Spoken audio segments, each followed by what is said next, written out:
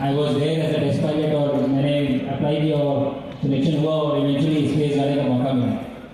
और इस बात को मैं समझता हूँ कि ये एक बहुत बड़ा प्रिविलेज है कि 140 करोड़ के देश में से वो एक होना, इसको ये मौका मिले कि आप अपने देश का रिप्रेजेंटेशन करें स्पेस में, और एक बहुत बड़ी जिम्मेदारी की है। पर आप सबको ये बता दूं कि मैं स्पेस में 20 दिन था, 20 days I was in space, और इन 20 दिनों में हमारे जो स्टेशन और कैप्सूल का टोटल डिस्टेंस अगर आप देखें तो 1.4 करोड़ किलोमीटर की दूरी मैंने तय की उस 20 दिन के ड्यूरेशन में, और हम 140 करोड़ लोग हैं। तो आप सबके लिए 100 मीटर की दूरी में तय करके आ गया है स्पेस में, तो आप सब कहीं ना कहीं मेरे साथ थे वहाँ पे। So I think yes, I have been very fortunate and very privileged to go to space, but I feel that all of you, every citizen of India was with me when I was there in space.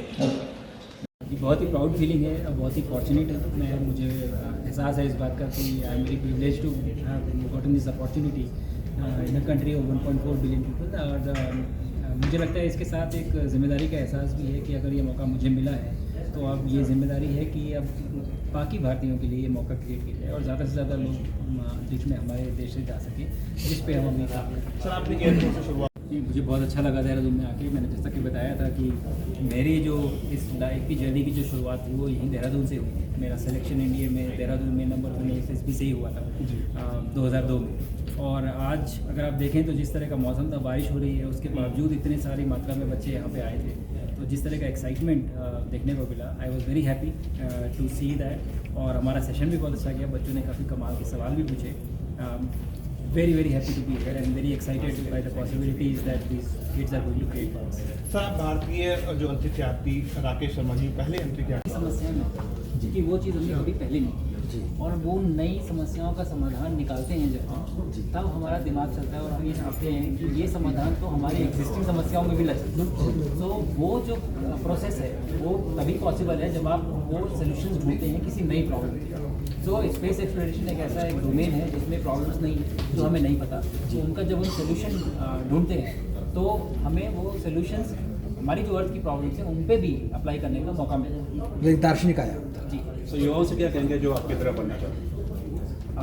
मैं कहूँगा कि ज़रूर वो पहले तो बड़े सपने देखें कि कोई भी जो ऐसी चीज़ है जो वो देखते हैं और एस्पायर करते हैं वो सब मुमकिन है। पहले उनको अपने आप को कन्विंस करना है कि वो पॉसिबल है। और मेरा मैसेज यही है कि भारत बहुत अच्छी दिशा में, प्रगति की दिशा में जा रहा है ना। बहुत बड़े बड़े लक्ष्य हमने अपने निर्धारित किए हैं। तो बच्चों से मेरा यही कहना है कि ये जो ड्रीम्स हैं और जो गोल्स हैं हमारे देश के, इनको पूरा करने की जिम्मेदारी हमारे बच्चों की और हमारे यूथ की है।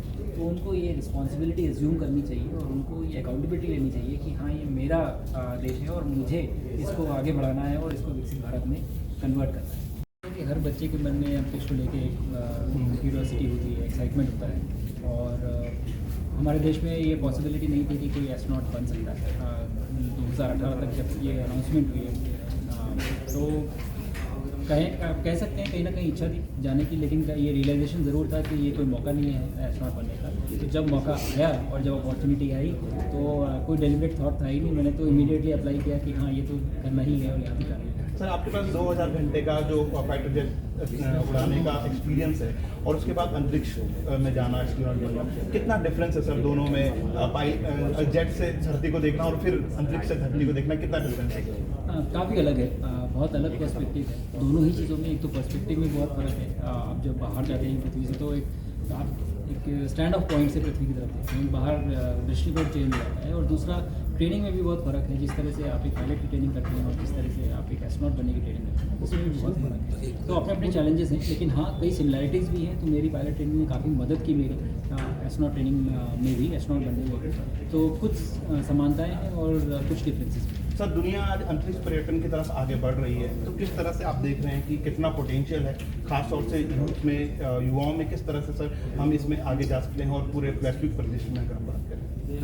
अभी ये बहुत ही नेसेंट कॉन्सेप्ट है और कुछ देश इसको परस्यू कर रहे हैं और आगे आने वाले समय में मुझे लगता है कि ये कॉमन हो जाएगा। और काफ़ी लोग जाएंगे, ये स्पेस टूरिज्म एक चीज़ बनेगा।